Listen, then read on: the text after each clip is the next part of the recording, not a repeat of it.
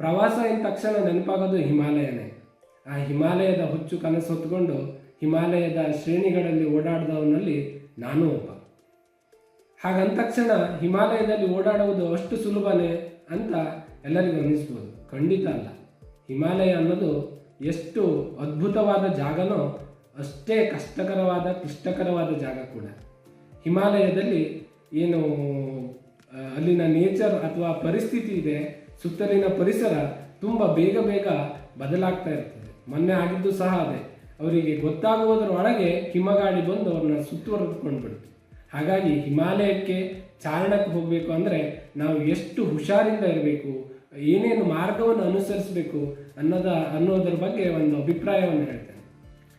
ಈಗ 2012ರಲ್ಲಿ ಕೇದಾರ್ನಾಥ್ದಲ್ಲಿ ಏನು ಫ್ಲಡ್ ಬಂದು ನೂರಾರು ಜನ ಜೀವ ಬಿಟ್ಟರೋ ಆ ಸಮಯದಲ್ಲಿ ಸಿಕ್ಕೋಬಿದ್ದವರಲ್ಲಿ ನಾನು ಒಬ್ಬ.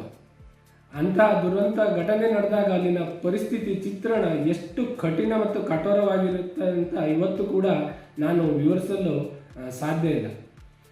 ಎಲ್ಲೆಲ್ಲೂ ನೀರು, ಗುಡ್ಡ ಕುಸಿತ, ವಾಹನಗಳಿಲ್ಲ, ಏನೂ ಇಲ್ಲ. ನಾವು 40 ಕಿಲೋಮೀಟರ್ ನಡ್ಕೊಂಡು ವಾಪಸ್ ಬಂದಿದ್ವಿ.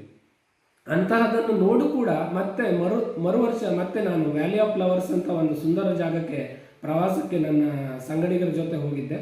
ಆಗ ಮತ್ತೆ ದಾರಿಗುಂಟ್ಲೆ ಹೋಗೋದು ಬಿಟ್ಟು ನಾವು ಗುಡ್ಡವನ್ನು ಹೀಗೆ ಹತ್ತಿಳಿದು ಆ ಕಡೆ ಹೋಗ್ಬಿಟ್ರೆ ಶಾರ್ಟ್ಕಟ್ ಅಂತ ಒಂದು ಶಾರ್ಟ್ಕಟ್ ತಗೊಂಡು ಹೋಗಿದ್ವಿ.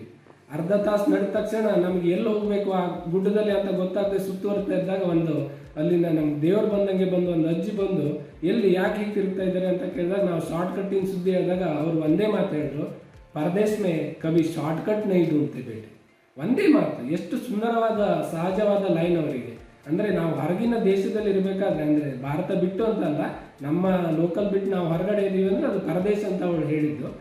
ಆವಾಗ ನಾವು ಯಾವತ್ತೂ ಶಾರ್ಟ್ಕಟ್ಟಿನ ಸುದ್ದಿಗೆ ಹೋಗಬಾರ್ದು. ಅಂದರೆ ನಾವು ಅಲ್ಲಿನ ಲೋಕಲ್ಸ್ ಏನು ಹೇಳ್ತಾ ಇದ್ದಾರೆ ಅಥವಾ ಯಾವ್ದಾದ್ರು ನಾವು ಗೈಡ್ ಅಥವಾ ಗ್ರೂಪಿನ ಜೊತೆಗಿದ್ದೀವಿ ಅಂದರೆ ಅವರು ಏನು ಮಾಹಿತಿಗಳನ್ನು ನಮಗೆ ಕೊಟ್ಟಿರ್ತಾರೆ.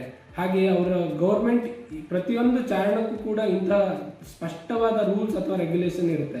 ಇದನ್ನು ಮಾಡಬೇಕು, ಇದನ್ನು ಮಾಡಬಾರ್ದು ಅಂತ. ಅದನ್ನು ನಾವು ಎಷ್ಟು ಅನುಸರಿಸ್ತಾ ಇದ್ದೀವಿ ಅನ್ನೋದ್ರ ಮೇಲೆ ನಮ್ಮ ಜೀವ ಎಷ್ಟು ಸೇಫ್ ಆಗಿದೆ ಅನ್ನೋದ್ರ ಬಗ್ಗೆ ಸೇಫ್ ಆಗಿರುತ್ತೆ ಅನ್ನೋದು ನಿರ್ಧಾರ ಆಗಿರುತ್ತೆ. ಹಾಗಾಗಿ ಹಿಮಾಲಯಕ್ಕೆ ಹೋಗಬೇಕು ಅಂದರೆ ನಾವು ಅಲ್ಲಿಯ ಲೋಕಲ್ಗಳು ಏನು ಮಾಹಿತಿ ಕೊಡ್ತಾರೆ ಅಥವಾ ಹವಾಮಾನ ಇಲಾಖೆಯವರು ಏನು ಮಾಹಿತಿ ಕೊಡ್ತಾ ಇದ್ದಾರೆ ಅದರ ಸ್ಪಷ್ಟ ಮಾಹಿತಿ ತಗೊಂಡೇ ಮುಂದಕ್ಕೆ ಹೋಗಬೇಕು. ಇನ್ನು ಎರಡನೇ ವಿಷಯ, ಏನು ನಾವು ಹೋಗುವ ಮುಂಚೆ ಏನು ಮಾಡಬೇಕು ಟ್ರೆಕ್ಕಿಂಗ್ ಹೋಗುವ ಮುಂಚೆ ಅಂದರೆ ನಾವು ಮನೆಯಲ್ಲಿ ದಿನಾಲೂ ನಡೆದು ಒಂದು 10 ಕಿಲೋಮೀಟ್ರ್ 15 ಕಿಲೋಮೀಟ್ರ್ ನಡೆದು, ಅಂದರೆ ನಮ್ಮ ಚಾರಣ ಎಷ್ಟು ಕಿಲೋಮೀಟ್ರ್ ಇದೆಯೋ ಅದಕ್ಕಿಂತ ಜಾಸ್ತಿ ಮನೆಯಲ್ಲಿ ವಾಕ್ ಅಥವಾ ಓಟವನ್ನು ನಾವು ಮಾಡಿಕೊಂಡು ನಮ್ಮ ಸಾಮರ್ಥ್ಯವನ್ನು ಹೆಚ್ಚಿಗೆ ಮಾಡಿಕೊಂಡೇ ಹಿಮಾಲಯಕ್ಕೆ ಹೋಗಬೇಕು. ಯಾಕೆಂದರೆ ಹಿಮಾಲಯ ತುಂಬ ಎತ್ತರವಾದ ಜಾಗ, ಆಮ್ಲಜನಕದ ಕೊರತೆ ಉಂಟಾಗ್ತಾ ಹೋಗುತ್ತೆ ಹೈಟಿಗೆ ಹೋದ ತಕ್ಷಣದ ಹಾಗೆ. ಹಾಗಾಗಿ ಇದನ್ನೆಲ್ಲ ನಾವು ನೋಡ್ಕೋಬೇಕಾಗುತ್ತೆ. ಇನ್ನು ಯಾವ ವಯಸ್ಸಿನವರು ಹೋಗಬೇಕು ಅನ್ನೋದಾದರೆ ಯಾವ ವಯಸ್ಸಿನವರು ಕೂಡ ಹೋಗ್ಬೋದು. ಆದರೆ ಅವರು ಎಷ್ಟು ಗಟ್ಟಿಯಾಗಿದ್ದಾರೆ, ಅವರು ದಿನಾಲೂ ಅವರಿಗೆ ಬೇರೆ ಬೇರೆ ಮಾತ್ರೆ ತಗೊಳ್ಳೋದಾಗಲಿ ಅಥವಾ ಹೈಟ್ ಬಗ್ಗೆ ಸಿಕ್ನೆಸ್ ಇದೆ, ಇದನ್ನೆಲ್ಲ ನೋಡಿಕೊಂಡ್ರೆ ಅದರಲ್ಲಿ ಏನೂ ತೊಂದರೆ ಇಲ್ಲ ಅಂತ. ಅಂದರೆ ಯಾವುದೇ ವಯಸ್ಸಿನವರು ಕೂಡ ಹೋಗ್ಬೋದು, ಆದರೆ ಖಂಡಿತ ಅವರು ಫಿಸಿಕಲಿ ಫಿಟ್ ಇರಬೇಕು. ಇಷ್ಟು ನನ್ನ ಅಭಿಪ್ರಾಯ ಅಂತ ಹೇಳಿ ನಮಸ್ಕಾರ.